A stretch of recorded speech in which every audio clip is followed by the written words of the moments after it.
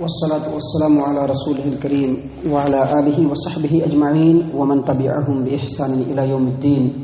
والعاقبة للمتقين فلا عدوان إلا على الظالمين أما بعد. عن عائشة رضي الله تعالى عنها قالت قال النبي صلى الله عليه وسلم لا تسبوا الأموات فإنهم قد أفضوا إلى ما قدموا. رواه البخاری فی کتاب الجنائز. محترم سامعین کرام، میت کے احکام و مسائل کے تعلق سے بہت ساری مفید باتیں اس سے پہلے کے درس میں گزر گئی ہیں اور آگے بھی انشاءاللہ بہت ساری مفید باتیں اور فائدہ مند باتیں جو ہمارے علم میں، ہمارے عمل میں اصلاح کرنے کا کردار ادا کر سکتا ہے، ایسی باتیں بھی آنے والی ہیں. میں یہاں پر اپنی بات کو روک کر کے ایک بات یہ بولنا چاہتا ہوں کہ یہ جو حکمت ہے، جو اللہ کے رسول صلی اللہ علیہ وسلم کی جو تعلیم ہے، یہ مومنوں کی گم یعنی کھوئی ہوئی چیزیں ہیں. کہیں پر بھی یہ حکمت ملے تو اس کو لینے کی کوشش کرنی چاہیے، اس سے بھاگنے کی کوشش نہیں کرنی چاہیے. اور جب تک کہ کوئی عذر شرعی نہ آ جائے اس طرح کے چیزوں کو سننے کی کوشش کرنی چاہیے. ہدایت دینا، عمل کی طرف راغب کرنا، یہ اللہ تبارک و تعالیٰ کے ہاتھ میں ہے اور انسان کی اپنی کوششوں کے اوپر ہے. انسان جس قدر کوشش کرتا ہے اللہ تبارک و تعالیٰ اسی قدر اس کو توفیق سے نوازتا ہے. تو انسان کوشش کرے، اللہ سے توفیق طلب کرے تو انسان یقینی طور پر عمل کے میدان میں آگے بڑھ سکتا ہے. لیکن اس سے پہلے سیکھنا یہ بہت ضروری ہے. اللہ تبارک و تعالیٰ نے کون سا طریقہ، کون سا رستہ ہمارے لیے منتخب کیا ہے، کس طریقے پر ہمیں کون سا کام انجام دینا چاہیے، کون سی چیزوں کو رب العالمین پسند کرتا ہے اور کس چیز کو اللہ تبارک و تعالیٰ شرف قبولیت سے نوازتا ہے، اس کو سمجھنے اور سیکھنے کے لیے نبی صلی اللہ علیہ وسلم کو بھی مبعوث فرمایا اور آپ صلی اللہ علیہ وسلم سے پہلے لاکھوں انبیاء کو بھی اللہ تبارک و تعالیٰ نے مبعوث فرمایا ہے. تو یہ جو حکمت ہے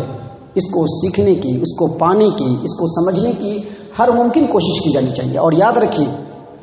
علم جو ہے یہ بہت گہری چیز ہے. ہم اور آپ جیسے جو لوگ ہیں، اگرچہ دل کے اندر دعویٰ ہو سکتا ہے، اگرچہ ہماری سوچ ایسی ہو سکتی ہے،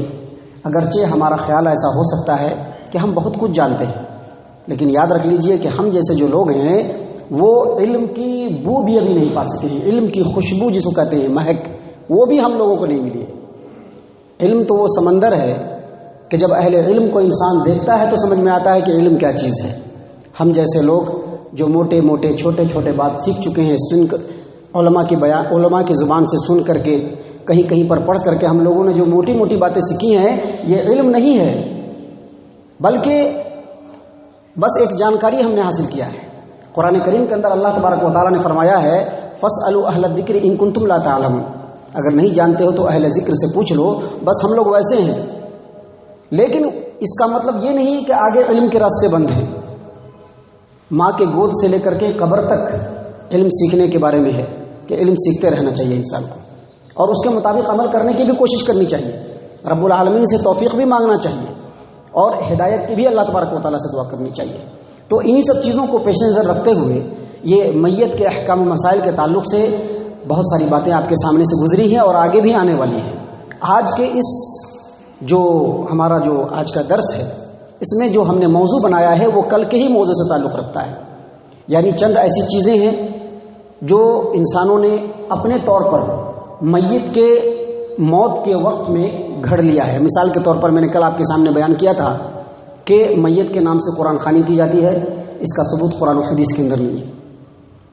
میت کے مرنے کے تیسرے روز جو محفل منعقد ہوتی ہے اس کا بھی کوئی ثبوت قرآن و حدیث میں نہیں ہے. میت کے موت کے 40 روز کے بعد 40ویں دن جو 40واں مناتے ہیں، اس کی بھی کوئی حقیقت قرآن و حدیث کے اندر نہیں ہے اور ایک ثبوت نہیں پیش کیا جا سکتا ہے. اسی طرح سے ہمارے معاشرے کے اندر میت کے تعلق سے ایک اور برائی رائج ہے، اور وہ برائی کیا ہے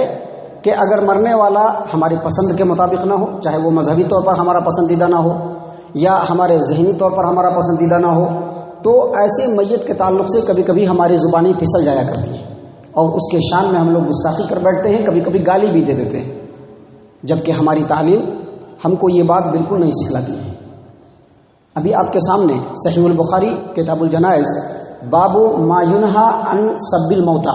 حدیث نمبر 1393 صحیح بخاری کی روایت ہے۔ اس میں اما عائشہ صدیقہ رضی اللہ عنہا نے بیان کیا کہ نبی اکرم صلی اللہ علیہ وسلم نے فرمایا لا تسبوا الاموات، مردوں کو گالی مت دو، جو موتا ہیں ان کو گالی مت دو، فانہم قد افضوا الی ما قدموا، کیونکہ جو عمل انہوں نے دنیا کے اندر کیا تھا اس سے وہ ہم آغوش ہو چکے ہیں،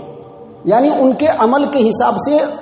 وہ اللہ تبارک و تعالیٰ کے ہاں مقام حاصل کر چکے ہیں، چاہے وہ اچھا عمل کیے ہوں چاہے وہ برا عمل کیے ہوں، اپنے عمل کے حساب سے وہ اپنے نتیجے کو انہوں نے پا لیا ہے، لہذا مردوں کو گالی مت دو۔ اسی طرح سے جامع ترمذی ابواب البر والصلہ کے اندر اللہ کے رسول صلی اللہ علیہ وسلم نے اسی حدیث کے اندر مزید تفصیل اور تشریح یہ فرمائی کہ فتؤذ الاحیاء، مردے کو گالی دے کر کے مردوں کو تکلیف نہیں پہنچاتا ہے، بلکہ زندوں کو تکلیف پہنچاتا ہے، یعنی اس مردے کے، اس موتا کے جو ان کے اپنے لوگ ہوتے ہیں، جو ان کے قریبی رشتہ دار لوگ ہوتے ہیں، اگر ہم موتا کو گالی دیں گے تو ان کے رشتہ دار جو ان کے اپنے ہوں گے ان کو ہم تکلیف پہنچاتے ہیں۔ اور اسی طرح سے سلسلۃ الاحادیث الصحیحہ کے اندر علامہ البانی نے ایک حدیث کو وارد کیا ہے کہ نبی صلی اللہ علیہ وسلم نے فرمایا کہ اذا مات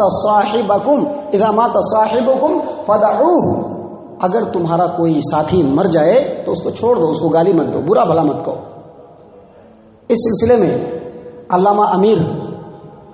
محمد بن اسماعیل الیمنی الصنعانی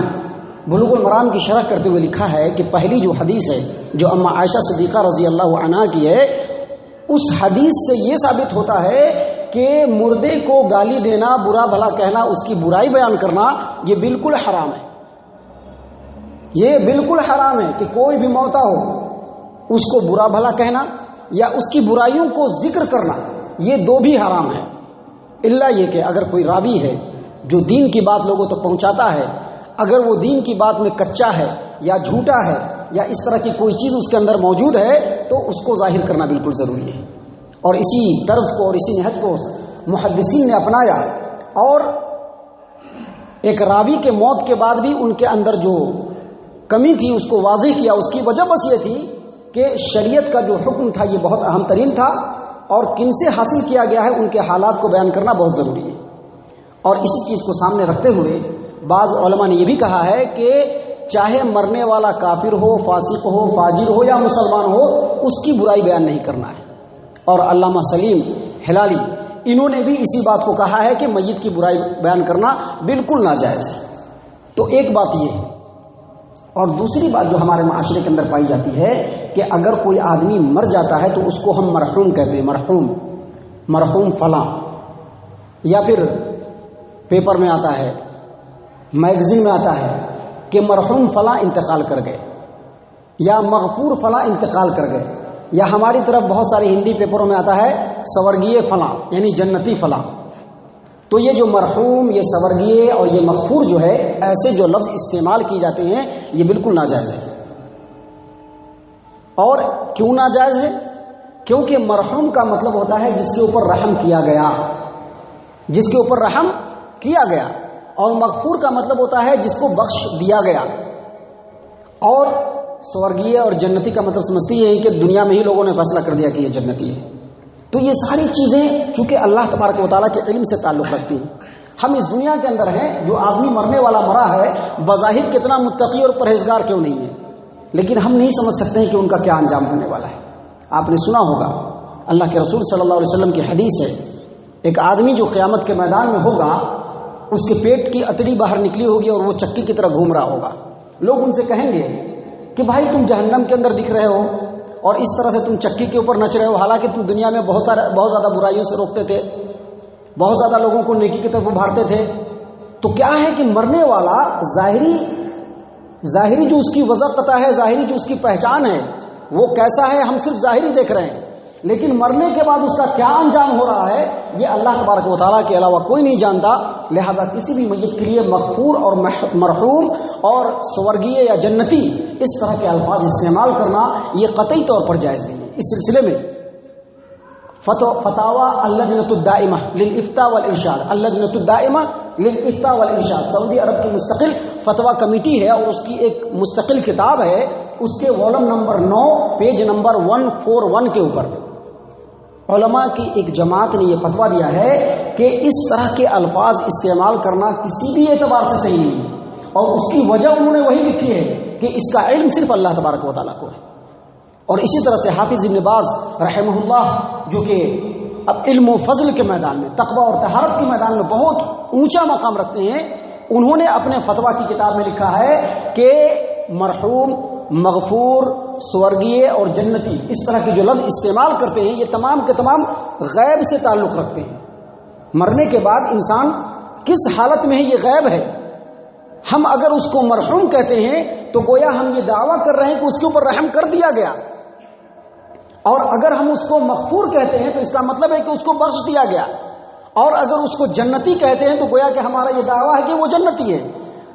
لہٰذا یہ تمام کے تمام غیب سے تعلق رکھتے ہیں، لہٰذا کوئی بھی مرنے والا ہو اس کے بارے میں ہم کم سے کم رحمہ اللہ کہہ سکتے ہیں بس، یا غفر لہ اللہ کہہ سکتے ہیں بس، غفر اللہ لہ کہہ سکتے ہیں یا رحمہ اللہ کہہ سکتے ہیں کہ اللہ اس کے اوپر رحم کرے یا اللہ اس کی مغفرت فرمائے، اتنا کہہ سکتے ہیں، لیکن مرحوم، مغفور، جنتی یہ نہیں کہہ سکتے۔ صرف انہی لوگوں کے لیے استعمال کریں گے جس کے بارے میں قرآن کریم کے اندر دلیل موجود ہے۔ مثال کے طور پر ابو لہب کا نام آپ نے سنا ہوگا، نبی صلی اللہ علیہ وسلم کے چچا، اور فطرت اور طبیعت کے اعتبار سے انتہائی شیطان صفت آدمی۔ نبی اکرم صلی اللہ علیہ وسلم جب تک نبی نہیں بنے تھے آنکھوں کا تارا بنا کر کے رکھا تھا۔ نبی صلی اللہ علیہ وسلم کی پیدائش کے وقت جو لونڈی نبی صلی اللہ علیہ وسلم کے پیدائش کی خبر سنائی تو اپنے گلے میں پہنا ہوا ہار تحفے میں دے دیا، لیکن جب نبی صلی اللہ علیہ وسلم نے ایمان اسلام کی دعوت جب اس کو دی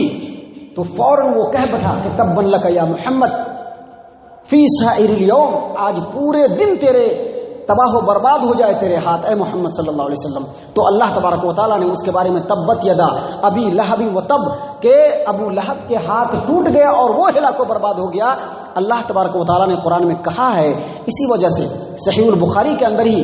کتاب الجنائز باب شرار الموتى کے اندر عبداللہ ابن عباس رضی اللہ عنہما نے واضح طور پر کہا کہ ابو لہب لعنت اللہ علیہ۔ تو ایسا آدمی جس کے بارے میں قرآن نے بالکل واضح کر دیا ہو کہ یہ آدمی جہنمی ہے، ایسے آدمی کو ہم لعنت ملامت سب کچھ کر سکتے ہیں، ادروائز نہیں کر سکتے اس کے لیے۔ یا پھر ایسے آدمی کو ہم جنتی بول سکتے ہیں جس کے بارے میں قرآن یا حدیث نے واضح کر دیا ہو۔ مثال کے طور پر عشرہ مبشرہ کے بارے میں آپ کو معلوم ہوگا کہ 10 صحابی ایسے ہیں جن کے جنت کی بشارت ان کی زندگی میں ہی رسول اکرم صلی اللہ علیہ وسلم نے دے دی ہے، لہذا ہم ان کے بارے میں جنتی ہیں یہ کہہ سکتے ہیں، باقی لوگوں کے بارے میں نہیں کہہ سکتے ہیں۔ یہ باتیں بہت ہی باریک ہیں اور معاشرے کے اندر ان چیزوں کی اصلاح بہت ضروری ہے، لہذا انہی چیزوں کو پیش نظر رکھتے ہوئے ان باتوں کو آپ کے سامنے بیان کیا گیا ہے۔ اللہ تبارک و تعالی ہم تمام کو ان باتوں کو خوب غور سے سننے، اس کو سمجھنے اور اس کی اتباع کرنے کی توفیق عنایت فرمائے۔ آمین یا رب العالمین۔ وما علینا الا البلاغ المبین۔